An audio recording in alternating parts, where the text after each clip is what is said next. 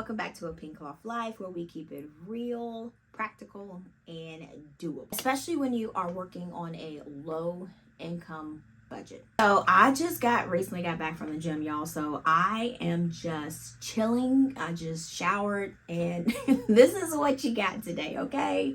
So I am just being calm, and I just wanted to do this video, okay? That's all I wanted to do. So if you have said to yourself, how do I make this little bit of money stretch? Then this video is just for you. Yeah, it's just for you. I'm going to be sharing 3 practical and simple ways to maximize your budget. Even if your money is tight, these tips are going to be perfect if you're just starting your budget journey, or if you're looking to rework your plan to better fit your real life now. So go ahead and hit that like button. If you are new here, go ahead and hit that subscribe button. That helps my channel out so much. Thank you so much. That pushes it out for other people to get this information. And if you comment below, it'll help other people see your comment, and then also they can get some tips, because you guys do be giving some good tips in the comments below. So that'll help other people out too if they're going through the same situation that you're going through. So if you hit the subscribe button, that'll help you subscribe for weekly budgeting motivation, cash stuffing tips, and also low income money tips. And I don't know if I said that, but hey, my name is Tina. All right, let's get back into this. So let's hit it off with tip number 1, which is, so this means putting your money towards must-have first, like housing, food, transportation, and utilities. Some people call it their 4 walls. So that's what some people call it. But I just call it, that stuff I can't live without. That's like the necessity. So once you have these covered, then you can budget for things that you enjoy. But remember, only with what's left, because I know I used to be like, I got $300, but I still had a light bill of $300, and Tina was over at the mall, or I was at Five Guys, yeah. And then when my bill was ready to be due, Tina was scrambling. So yeah, only with what's left. Okay, so whatever you have left, you want to use it intentionally. So just because you have some left on me, you got to go to Brewster's and spend it all up on toasted almond ice cream. Yeah, that's my favorite. Yeah.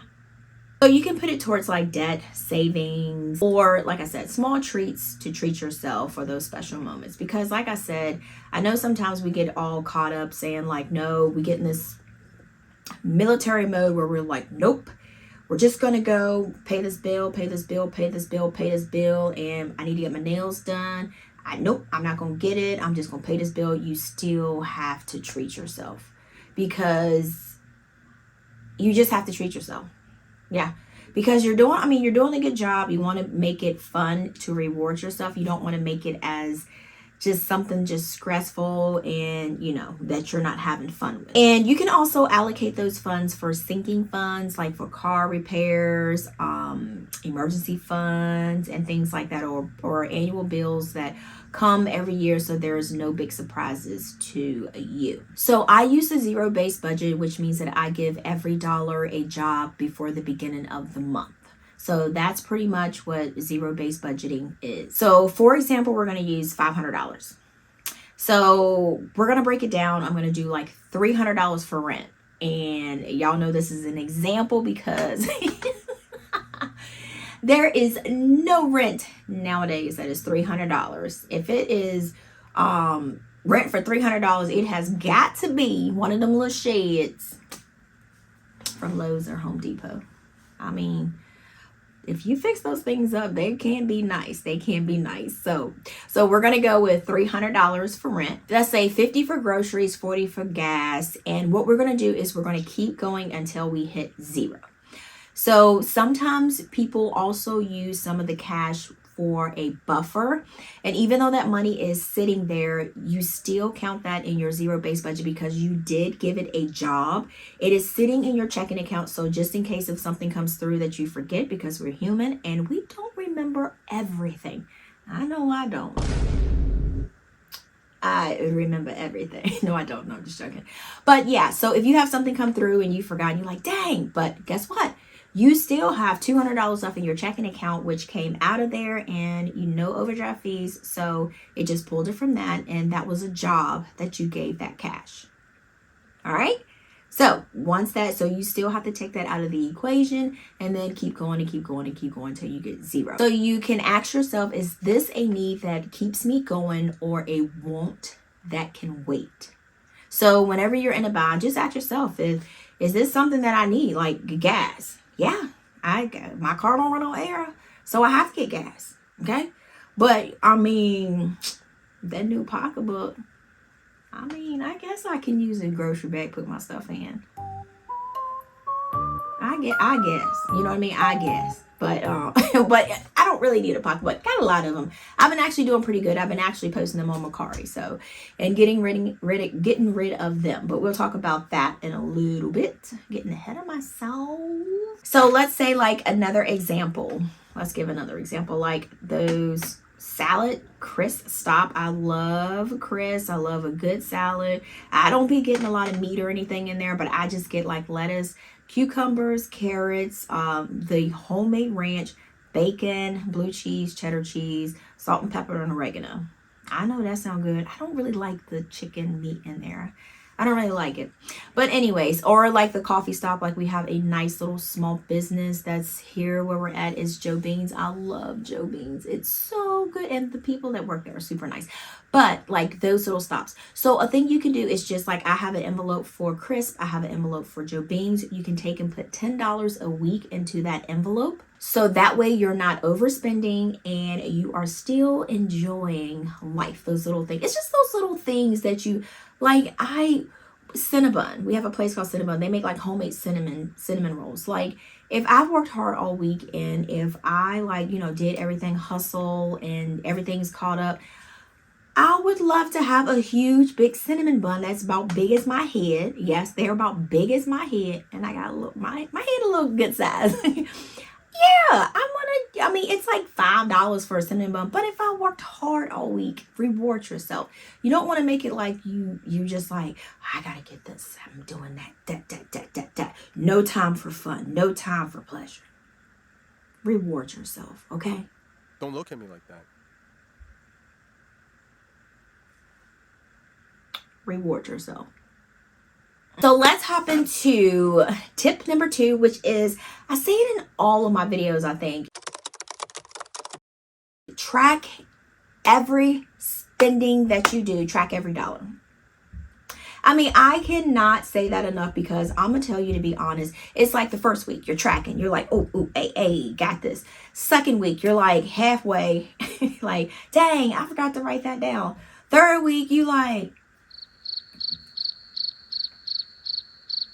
yep, crickets. You like, I'm being honest. That's the story of my life sometimes. And it's like I get off track and I'm like, what in the world happened? And all this stuff. Yeah, I mean, it happens, okay? But it does seem like it's a lot, but it is a game changer. I'm going to tell you that it is a freaking game changer. When you're on like a low income, you can't be sitting there guessing where your money's going. You can't be like, well, I guess I got a burger. I mean, I guess I got enough.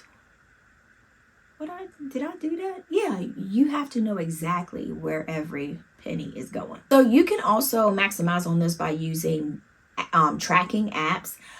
There are some, I know they have good budget and every dollar, and you can also just pretty much just go like to the app store on like your iOS. I am an Apple girl. I use a lot of Apple. And or Android, Google Play or Samsung Play. I think is that what the store is called? And you can just Google like expense tracking. Me, electronic is okay, but I have to write it down. I can't do the electronic, but if you're like electronic guy or dude, you can just put it in there and then Google more apps. But I noticed that a lot of people use Good Dollar and a lot of people use Every Dollar. Good Budget and Every Dollar. I say Good Dollar. Tripping. Another thing is just be sure to review your spending weekly. And did anything surprise you? I mean, yeah, that steak that you got last week, $80. Just joking. And then also another one is to cancel subscriptions or downgrades, because I know Prime Video, like now with the Prime membership, they got commercials now, and I was like, oops, I don't want these commercials in here. They know how to get you. But anyways, I just kept it. I was like, I just wait. I just find something to do while it is going through the commercials. And then when it comes back, attention. Because I'm not going to pay just like an extra $10, $15 just to cut out the commercials. Because growing up, we had commercials all day, all the time. So I dealt with it when I was small. I can deal with it when I'm grown. All right. And then like, you can get like tiers with like Netflix, but I just have the $15.49 one, which is we get 3 TVs, I think that is. And then what else? Like if you have like the Walmart subscription for, you get like the free delivery. Sometimes Kroger has like the Boost subscription. So what you want to do is just to make sure that if it's something that you can cut back on, like for me, paying an extra $20, $30 for Amazon to cut out the ads does not work for me. So I'm not going to pay an extra $20, $30 just to ads. I'll find Tina, it's like, Tina, find your tail, something else to do while them little 2-3 minutes is going through, and then bring it on back. Okay.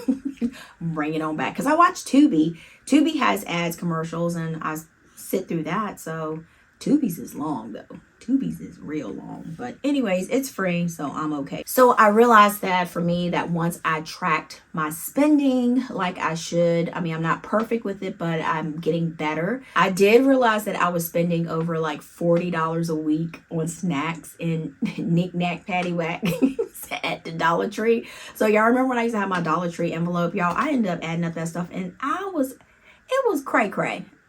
It was a lot. So I was like, no ma'am. And the doggone thing about it is I didn't even notice. Y'all, you couldn't tell me nothing. Couldn't tell me nothing. But, yep, by tracking it, my receipts, and going back through, I realized that that's what I was doing. So let's go ahead with tip number 3. Increase your income even in small ways. I know some of you are going to be like, girl, how am I going to increase my income? Okay, so we're going to get into it. Back it up. My chair is squeaking. Y'all hear it? Y'all, these are just some real life videos. I'm sorry. I guess I need to oil it. Okay.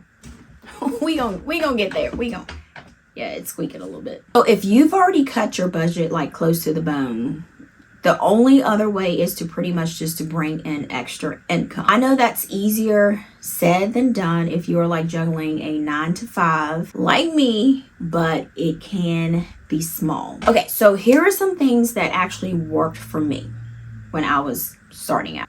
Some things that I am doing. So I started selling handmade items on my website and my Etsy. I do still have digitals on my Etsy shop, and I do have some physical things. Etsy has, when I started back in 2000 and something, Etsy is not the same as what it was when I started. Let me know if you have an Etsy shop, if you feel the same way. It's not the same feel for me that when I first started Etsy. Now it's just, I don't know if I don't know. But I had started an Etsy first, and then I ended up moving to my own website, which was a good idea. But that is one way that you can actually earn extra money to bring in. And even if it's like $20, $50, and you got to make sure that you price your things accordingly, because I know Etsy fees from when I first started has went up, and it's definitely not the same. So be sure to take in consideration all of those extra things. Another thing is to use like cashback apps. Fetch Rewards is a huge one. I cannot stress that enough. I know I've said it in some of my videos, and I do have a code in the description box below, and I do get a kickback from it, because I think when you sign up using my code, I think you get like 1,000 or 2,000. Sometimes they do promos and you get maybe like 3,000, I think. But that you can get gift cards for that. And then also using Ibotta is another good thing where you can get cash back. And then there's another gas app, I think it's Upside, I think that's what it is. You can get gas back from that, and I've heard good things about that, how people have actually really got nice little checks from that. You have Rakuten for that. Another good thing is Mercari. You can sell things that's out of your closet. Poshmark, if you don't have a creative side, look in your closet, see if you have things. Another man's junk is another man's treasure. You have Poshmark. You have, I think it's OfferUp. We have that one. And then which else one? Facebook Marketplace is a good one, because some people say, I don't want to put things on Facebook Marketplace. Okay, so if you don't want to meet people come into your house or meet them somewhere, put on there that you will ship. Add shipping information on there and say use PayPal, send an invoice so you can protect yourself and the other person, and ship that bad boy out. Get your money, get your coins, okay? There's always ways to do things. All right, and also another thing is what I'm doing now, making YouTube content, which actually turn into a side income. Because sometimes some things like your struggles or things that you are going through and you post it, you never know that somebody else might be going through the same thing, and it will help somebody get through their troubles that they have going on. So don't feel like, oh, nobody's going to listen to me. And it's a lot of people that are on YouTube. Yes, it is. But there are going to be people that are going to be able to relate to you and say, hey, she's going through or he's going through the same thing that I'm going through. Let me watch this. Let me subscribe. Hopefully they'll upload more videos, because these things are helping me. Okay. Like, for example, if you are making it in like an extra $20 a week, just if it's just $20, put it towards your emergency fund or a that's been weighing you down. So I'm telling you, even if you put like $10 and you see that balance of $10 come off of that credit card, that's going to make you feel better, and that's going to give you the initiative to go a little bit further and make a little bit more progress on that card. So the small actions do build momentum. Okay, so these 3 tips, prioritizing needs, tracking your spending, and increasing income, have helped me take back control of my money even on a tight budget. So it's not about being perfect, it's about being intentional. So comment below which one of these tips, guys, you are going to be using first, or do you already have one that's working for you? Because if you do, put it in the comments below, because that will help other people. If you have other suggestions, things that you do to help you prioritize your money and help you on a low income budget. So if you found this video helpful, be sure to give it a thumbs up. Subscribe to the channel for more budgeting motivation, money saving tips every week. So thank you guys for joining me, and until next time, guys, peace.